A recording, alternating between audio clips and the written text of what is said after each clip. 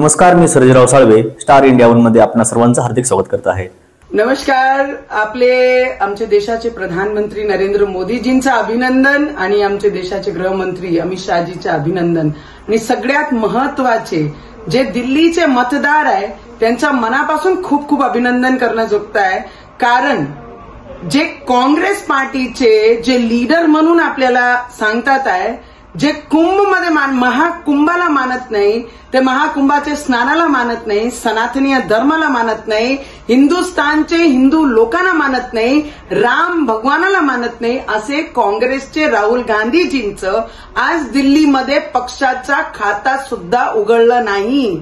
आणि जे खोट्याची राजनीती करतात असे केजरीवाल, ज्यांचा आज आपल्या स्वतःला निवडून आणू शकला नाही आणि पक्षाची या पद्धतीने परिस्थिती झालेली आहे। तर मला वाटते राहुल गांधीजी आणि खोटी राजनीती करणारे केजरीवालजी या दोघांना एक सगळ्यात मोठं संकेत आणि त्यांना जे जवाब उत्तर द्यायचं होता त्यांनी मतदारांना दिलं कि जो हिंदुस्तान को मानेगा, जो राम भगवान में बिलीव करेगा, हिंदुस्तानियों के विचारों में बिलीव करेगा, हिंदुइज्म पे बिलीव करेगा, उसी के साथ ये हिंदुस्तान के मतदार खड़े रहेंगे, ना कि झूठी राजनीति के साथ एक विशिष्ट समाज की राजनीति करने वाले काँग्रेस और आप ज्या पद्धतीने यावेळी त्यांनी राजनीती केली, मला वाटते त्यांना उत्तर या सनातन्यांचा यावेळी दिल्लीमध्ये लोक मतदारांनी दिलाय। तर मला वाटते आमचे देशाच्या प्रधानमंत्रीच्या मनापासून खूप खूप अभिनंदन।